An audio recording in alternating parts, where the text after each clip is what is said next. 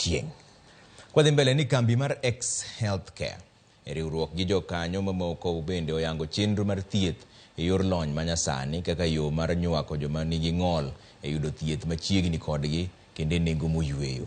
Kane giyango chenro no jata tije mar Health X Laktar Roy Bore wacho ni ma en chenro mabiro neno ni joma nigi ng'ol goyo mana simu kendo loso kod lakteche mabende ni kod lony e loso kod joma nigi ng'ol.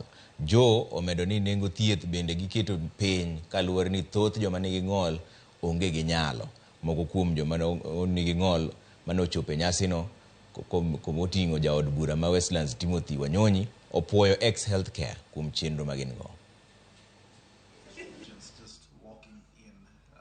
Following something on retinitis pigmentosa. HealthX Africa offers medical consultation, mental health counseling, and nutrition services from a licensed and experienced healthcare team of healthcare providers 24 hours a day, 7 days a week via toll-free calls, as well as support for home lab testing, laboratory testing, and medication deliveries, meaning patients do not have to leave their home to receive the full spectrum of primary care services. It will help people with disability because we normally have big problems in mobility.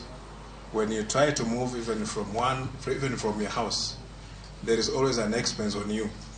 Before you do anything, there is always an extra expense. So moving from the house even to the health facility, and in Nairobi is even more difficult than even maybe rural areas, as you say, maybe 5 kilometers or something like that.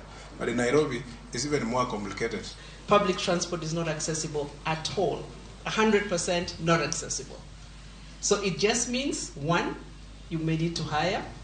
2, you need a caregiver. And many times that caregiver plus your wheelchair is charged.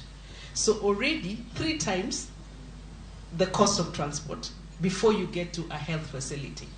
You get to a health facility through very inaccessible physical environment.